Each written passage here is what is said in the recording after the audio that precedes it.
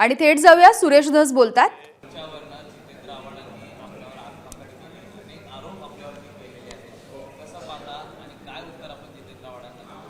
मी जितेंद्र आव्हाड साहेबांना अगोदरच उत्तर दिले।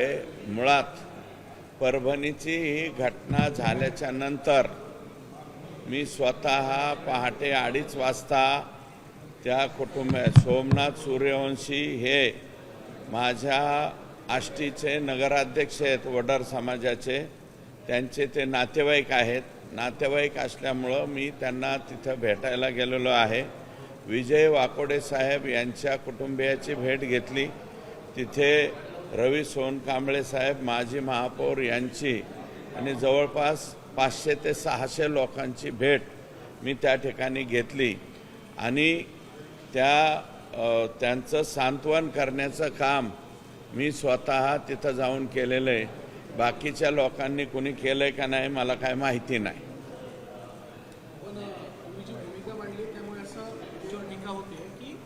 सुरेश धस या दोन प्रकरणांमध्ये वेगवेगळी भूमिका घेतात, संतोष देशमुखला वेगळी आणि सोमनाथ सूर्यवंशीला वेगळी, अशा दोन भूमिका दिसतात। अजिबात नाही।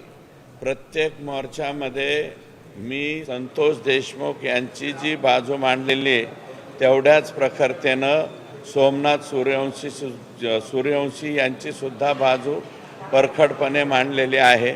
आणि सोमनाथ सूर्यवंशीच्या बाबतीमध्ये जे बोरबांड सस्पेंड केलेले आहेत त्यांना रिमूव्ह फ्रॉम सर्व्हिस करा, अशा प्रकारची मागणी सुद्धा मीच केली। एक नाही, पुण्याच्या, धाराशिवच्या, परभणीच्या आणि बीडच्या सर्व मोर्चामध्ये मी दोन्हीही बाजूनी सारखाच बोललेलो आहे।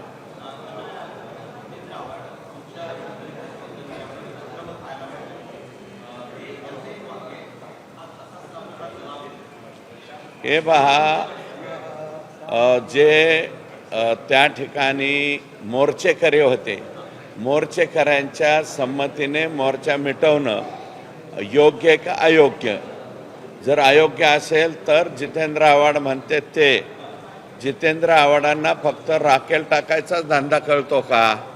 सामाजिक स्वास्थ्य महाराष्ट्रातलं शांत राहिलं नाही पाहिजे का? कुठंतरी प्रकरण तिकडच्या तिकडं, म्हणजे लॉंग मार्च मुंबईला येण्याच्या अगोदर नाशिकमध्येच थांबला। याच्यामुळं जितेंद्र आव्हाडांना काही पोटसूळ वगैरे सुटला आहे का काय, असं मला या ठिकाणी म्हणायचं आहे।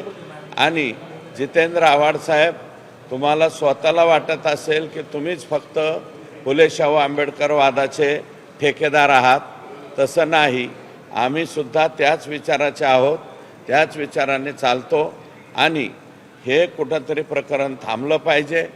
हे आणि जे काही माननीय मुख्यमंत्र्यांनी परभणीच्या प्रकरणामध्ये सुद्धा सगळी बाजू पॉझिटिव्ह घेतलेली आहे, मग तुम्ही निगेटिव्हच का पसरवताय? ज्युडिशियल इन्क्वायरी लावलेली आहे।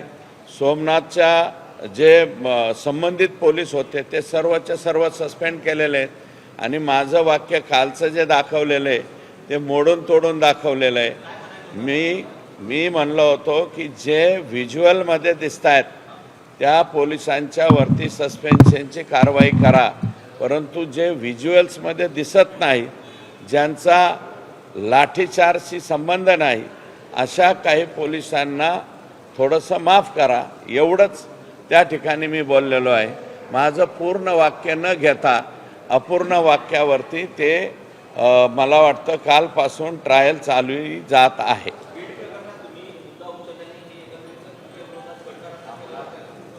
शंभर टक्के बीड प्रकरण मी उचललं आहे आणि परभणीचं प्रकरण सुद्धा मीच उचललं। माननीय मुख्यमंत्री महोदयांनी जी सभागृहामध्ये जाहीर केलं ना, जे बीडच्या प्रकरणात जाहीर केलं तेच तिथंही जाहीर केलं। माननीय मुख्यमंत्र्यांनी सोमनाथ सूर्यवंशी यांच्या कुटुंबियांना 10 लाखाची मदत जाहीर केली, त्याच्यानंतर वाकोडे साहेबांच्याला 5 लाख रुपये मदत जाहीर केली। मी नंतर वाकोडे साहेबांचं कुटुंबीय आणि तिथले सामाजिक कार्यकर्ते यांना घेऊन माननीय मुख्यमंत्र्यांच्या निवासस्थानी आलो। निवासस्थानी आल्याच्या नंतर 5 लाखाची रक्कम 10 लाख रुपये करण्याचं सुद्धा मान्य करण्यात आलं। मग याच्यामध्ये नेमकं चुकलं काय? निगेटिव्ह भूमिकेमध्ये मला घेऊन चाललाय तुम्ही। याच्यात चुकलं काय, मला त्याचं उत्तर सांगावं. हा, जितेंद्र आव्हाड तुमच्यासोबत मोर्चामध्ये होते, परंतु मला तेच तुमच्यावरती टीका करतात. नाही, जितेंद्र आव्हाड मोर्चामध्ये होते, ते त्या मोर्चामध्ये बोलले नाही. सोमनाथ सूर्यवंशीवरती मी बोललो, धाराशिवला सुद्धा सोमनाथ सूर्यवंशीवरती मी बोललो, पुण्याच्या मोर्चामध्ये सुद्धा सोमनाथ सूर्यवंशीच्या मारेकऱ्यांच्या बद्दल मी बोललो. त्या मोर्चाला तर जितेंद्र आव्हाड आलेच नव्हते, धाराशिवला आले नव्हते, फक्त बीडला आलते. आणि मोर्चा निघाल्याच्या नंतर पहिल्या दिवसापासून मोर्चेकरांशी जे आंदोलक होते त्यांच्याशी मी सतत संपर्कात होतो, त्यांना मी विनंती करत होतो. आणि रामप्रसाद बोर्डीकर साहेब हे स्वतः, परत बीड परभणीचे जिल्हाध्यक्ष भाजपा हे सुद्धा संपर्कात होते. आणि तिथल्या पालकमंत्री मेघनाताई बोर्डीकर यासुद्धा संपर्कात होते. आम्ही सर्वजण त्यांना दररोज विनंती हे करत होतो की हे क्लेशकारक आंदोलक तुम्ही कुठंतरी थांबवा, तुमच्या आणखी काही मागण्या असतील त्या आपण पूर्ण करू. आणि याच्यामध्ये सगळ्यात मोठी बाब ही आहे की ज्युडिशियल इन्क्वायरी जशी देशमुखांच्या बाबतीत लावली तशीच्या तशी सोमनाथ सूर्यवंशीच्या सुद्धा बाबतीत लावलेली आहे. जितेंद्र आव्हाडांचा पोटसोळ उठण्याचं कारण हे असेल. मग जितेंद्र आव्हाड साहेब, माझं तुम्हाला आव्हान आहे, सोमनाथ सूर्यवंशीबद्दल आणि परभणीच्या प्रकरणाबद्दल तुम्हाला फारच जर काही वाटत असेल तर तुम्ही लाखाचा मोर्चा काढा ना, ठाण्यामध्ये काढा, मुंबईला आणून मोर्चा काढा. ते करत नाहीत तुम्ही. आणि मोर्चात येतात, मुंबईच्या मोर्चात आले आणि अक्षय शिंदेचे गुणगान गाऊन माघारी गेले. अरे त्या लेकराच्या आईवडिलांना किंवा लेकराला काय वाटलं असेल, अक्षय शिंदेचे गुणगान गाणाऱ्यांकडून दुसरी काय अपेक्षा करायची.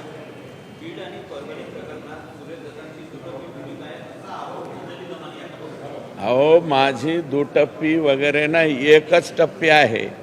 मी संतोष देशमुखांच्या खुन्यांना सुद्धा फाशी झाली पाहिजे, सोमनाथ सूर्यवंशीच्या खुन्यांना सुद्धा फाशी झाली पाहिजे आणि परळीच्या महादेव मुंडेच्या खुन्यांना सुद्धा फाशी झाली पाहिजे. हे माझं स्वतःचं. बीडमधल्या संतोष देशमुख प्रकरणात एक सीसीटीव्ही फुटेज आलं, त्यामध्ये हत्येनंतर त्याच संध्याकाळी जे आरोपी होते धाराशिवच्या वाशीमध्ये गाडी सोडून पळून गेलेले आहेत. कुणी कुणी यांना त्या ठिकाणी मदत केली असेल असं आपल्याला वाटतं. तो नितीन काहीतरी नाव मी घेतलेलं आहे अगोदरच, वाशीमध्ये बिक्कड, नितीन बिक्कड याने मदत केलेली आहे. नंतर ते पुढं गेले आणि मला वाटतं पोलीस पाठीमागून गेल्याच्या नंतर गाडी आणि मोबाईल सोडून ते पळून गेले. फक्त यातला विष्णू चाटे जो आहे तो वेगळ्या पद्धतीने पळून गेला. स्वतःचा मोबाईल 10 तारखेच्या नंतर बंद केला. 9 तारखेला घटना घडली, 10 तारखेला मोबाईल बंद केला. परंतु माझी जी माहिती मिळते, पोलीस त्यातून सुद्धा मार्ग काढतील आणि योग्य तो न्याय देतील.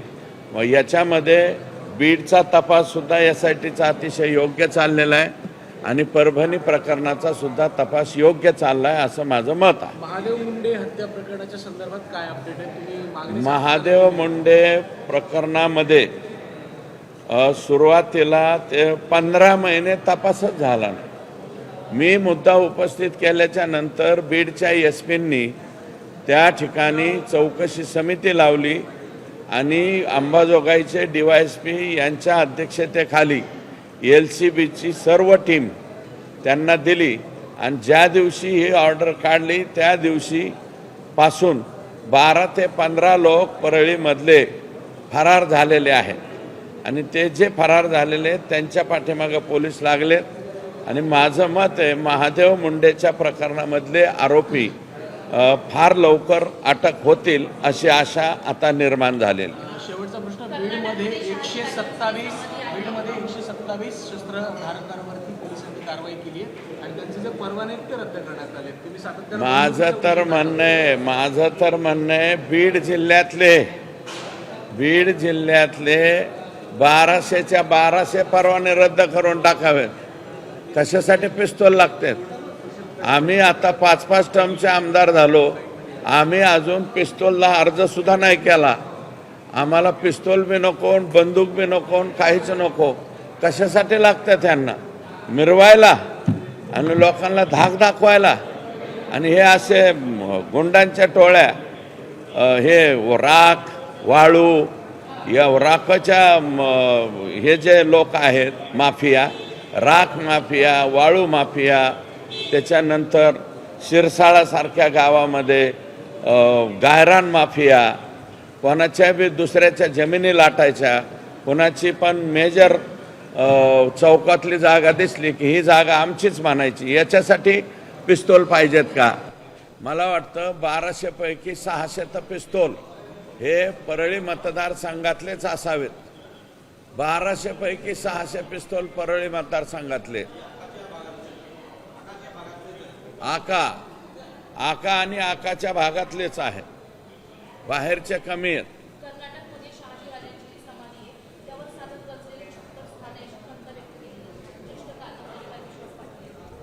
हो, त्यांनी पाठीमागे त्या बाबतीत बोलले होते.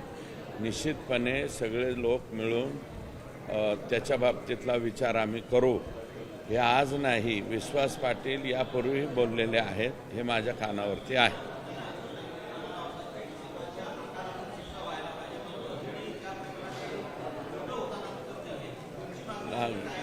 लागेल, तपास चालू आहे, शांतता, कोर्ट चालू आहे ना, तसं शांतता घ्या. तपास चालू आहे आणि पुढं आल्याच्या नंतर निश्चितपणे त्यातला मार्ग निघेल.